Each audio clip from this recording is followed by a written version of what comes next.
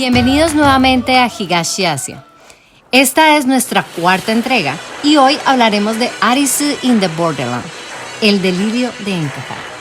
Vamos a entrar en un universo paralelo con Alice in the Borderland, una de las más recientes series del tío Netflix que está basada en un manga de Haro Aso, Imawa no Kuni no Arisu, que llegó para resarcir a las live action basadas en mangas o animes que no han sido nada exitosas en la plataforma. La mayoría de los fanáticos del anime aún guardamos un mal sabor después de la versión adaptada de Death Note de Tsugumi Ohba. Sin embargo, Alice demuestra que sí se puede hacer una versión alucinante de una pieza maestra. Alice in the Borderland, el título de la historia, en alusión a la obra de Lewis Carroll, Alicia en el País de las Maravillas. Esta historia nos cuenta cómo Ryohei Arisu, huyendo de la policía con sus amigos Daikichi y Shota, terminan escondidos en un baño de la estación de Shibuya. Ocurre un apagón y al salir se encuentran con que Tokio está totalmente desierta, sin luz, y es evidente que están en una realidad paralela. Esto es el inicio de una serie de videojuegos de supervivencia y de una delirante historia que nos dejará con la boca abierta con cada capítulo. La serie es una nueva inmersión a los temas favoritos de la cultura japonesa de ciencia ficción. Los gimkanas o juegos de rol en los que los personajes tratan de sobrevivir a la muerte y a una serie de pruebas que van poniendo a los protagonistas en una posición de supervivencia forzada. La temática de la mezcla de videojuegos con la realidad son referencias que conocemos del cine japonés, como la película Avalon de Kazunori Ito y dirigida por Mamoru Oshii. Alguito de contexto. Una de las misiones de este video es no decir lo que ya se ha hecho sobre esta serie, sino pues mirarla desde una perspectiva diferente. Para eso nos vamos a ir al año de 1862, en donde Lewis Carroll, dando un paseo con las hermanas Lindell, Lorina, Alicia y Edith, se inspiraba para escribir Alicia en el País de las Maravillas. Pensemos por un segundo en esta historia cuando Alicia entra en la madriguera del conejo. Parece estar avanzando en el tiempo hacia un mundo de la adultez. Ella se plantea a sí misma si tomarse el frasco para crecer o no, decidir si ser adulto o no, cuando se encuentra con el conejo blanco, el primer adulto que Alicia conoce, quien siempre va con prisa, sufriendo de esa enfermedad que padecen los adultos en el mundo moderno, el afán. Humberto Eco dijo que Alicia en el País de las Maravillas... Pero yo estoy intelectual y todo. La gafa. Que Alicia en el País de las Maravillas ha explotado su significación al máximo sin concretar qué tan real puede ser. Ahora pensemos en Alice in the Borderland. ¿Y qué tan real puede ser?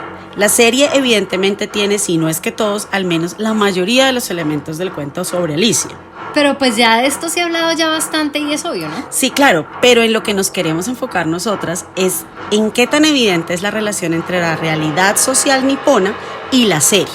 Pongámosle una lupa a la sociedad nipona y ya verán por qué creemos que las referencias de esta serie van más allá de lo que parece. Es que en Japón al menos 2 millones de personas viven como ermitaños modernos y a estos se les conoce como hikimori. Son solitarios, se retiran de todo contacto social e incluso algunos no abandonan su casa en años.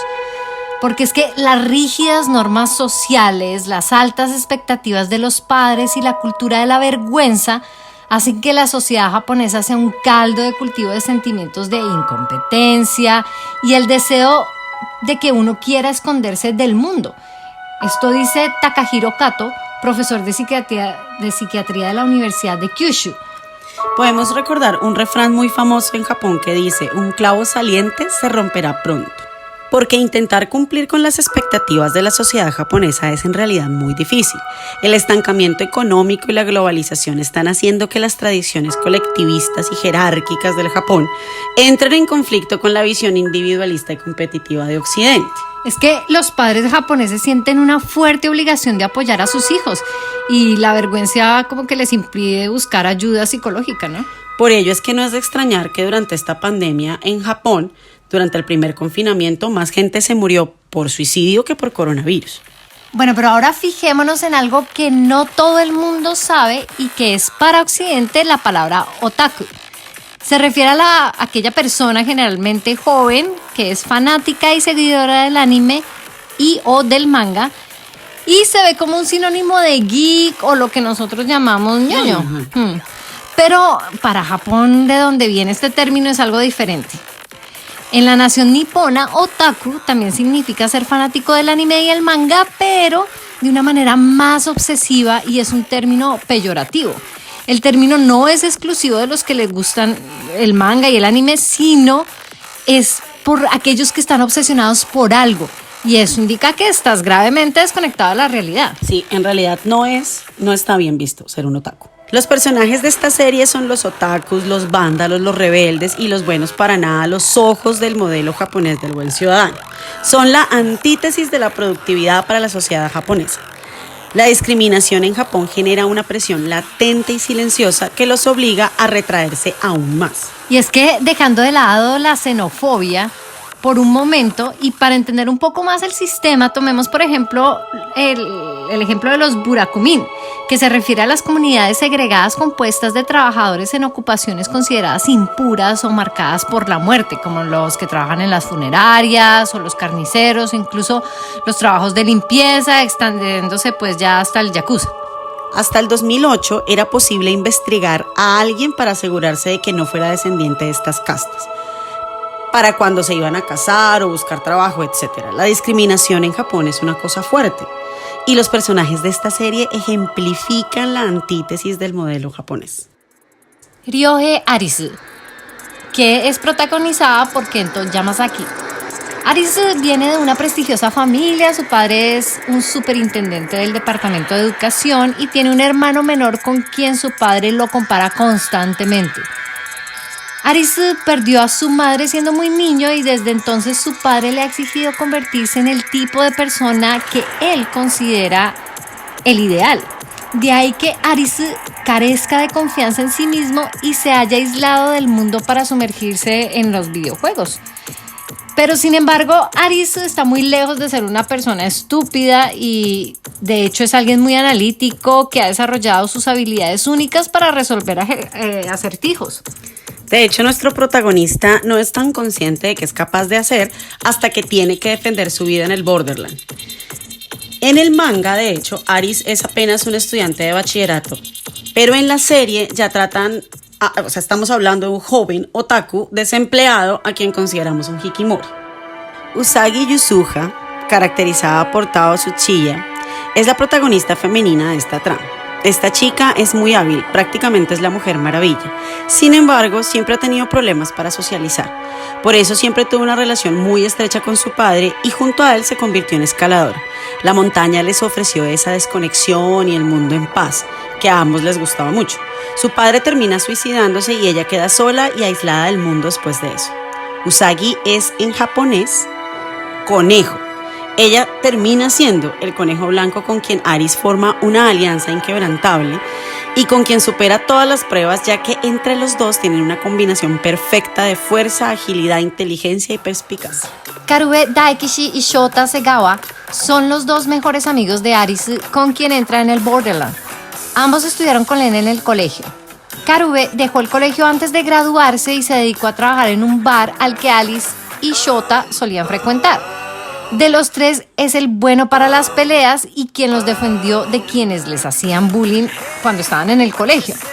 Shota, por su parte, es un salaryman, como se le llama en Japón a los trabajadores de traje, muy poco talentoso y frustrado con su vida. Como todos los salaryman. Sí. Es de los tres el más débil, asustadizo, pero al mismo tiempo el más noble y de corazón. Chishiya Shuntaro, personificado por Nijiro Murakami. Este personaje aparece como un fantasma sin saber de dónde ni por qué, pero es quien le da el tinte de misterio a la serie y además es uno de los genios que junto con Arisu se propone a develar la verdad detrás de los juegos. En el pasado, Shuntaro fue médico cirujano como su padre, de quien nunca recibió amor. Trató a través de la medicina de encontrarle sentido a la vida, pero pues no lo logró. Shuntaro no parece sentir empatía por otros seres humanos. Kuina Hikari, personificada por Aya Asahino. Ella parece la sombra de Shuntaro y se les ve muy cercanos, pero no sabemos ni cómo se conocieron ni de dónde viene su relación.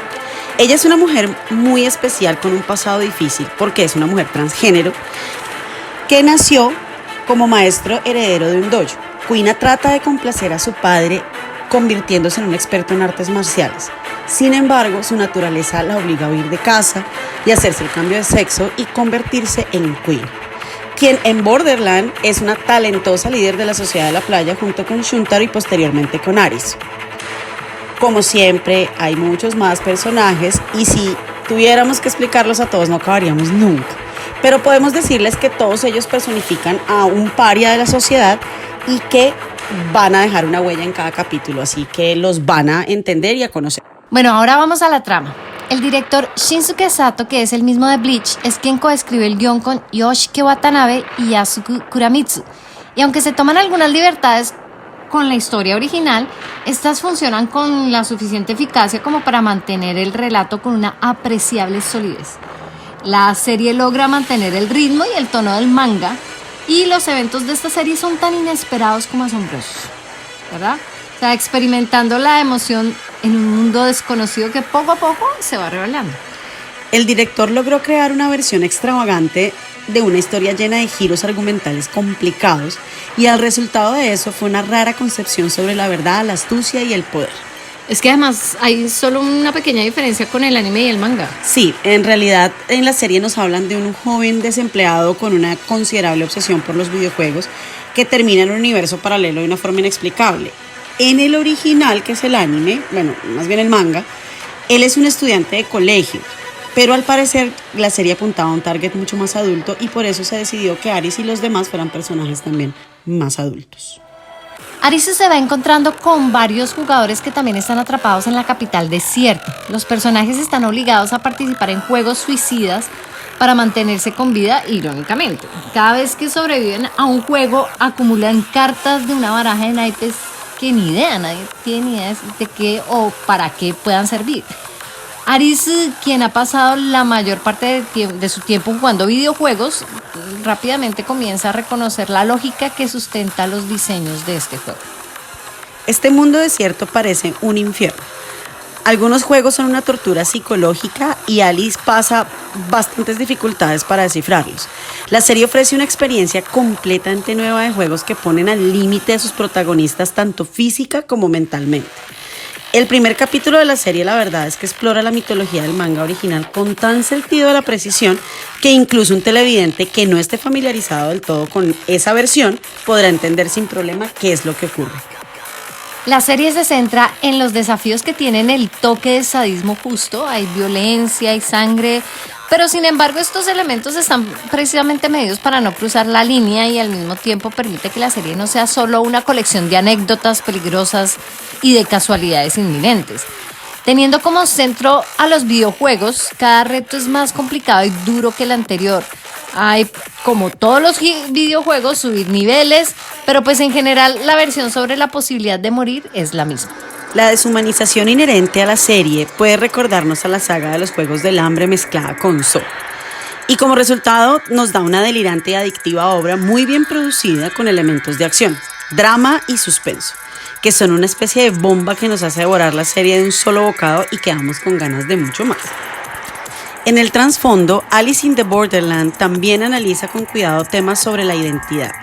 Critica a la sociedad japonesa creando un mundo donde los que no encajan son los líderes y héroes de ese universo, en donde pareciera que todos tienen cuentas por pagar y pecados que redimir. Que hay que tener en cuenta que en el budismo, que es una de las religiones oficiales de Japón, la muerte es vista como una transición, es una oportunidad para que el alma crezca y ascienda y que el espíritu entra en diferentes etapas de transformación. En esta tradición se cree que cada 7 días el difunto es sometido a juicios para probar su condición y convertirse en un espíritu benevolente. Tal vez esto nos haga pensar que Aris esté en una especie de purgatorio representado en un siniestro juego por la mente de nuestro protagonista. Sí, es que Aris es un inteligente e intrigante juego de espejos en los que el espectador puede sacar sus propias conclusiones. Alice ayuda a reivindicar a los personajes en un lugar donde sus defectos se convierten en cualidades. Son llevados al extremo y en este mundo no hay más que la supervivencia. Como en cualquier mundo hay lugares para todo. Hay quienes incluso logran desarrollar sociedades donde la discriminación y el juego de poder es el mismo, aunque juega a la inversa de la vida real. Digamos que en el delirio de Alice, un profesional exitoso habría muerto en el primer intento.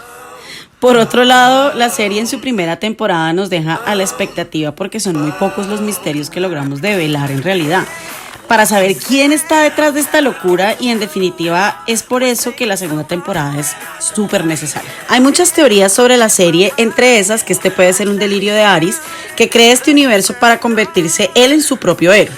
O quizás es un purgatorio o simplemente una Matrix. Juzguen ustedes y cuéntenos sus teorías. Vale la pena ver esta serie y para la segunda temporada estaremos atentas para hacer el respectivo análisis. Así que bueno, esto es todo por hoy. Game over. Sí, porque este sí lo ve mi mamá, no va a tener problema. La serie se centra en los desafíos que tiene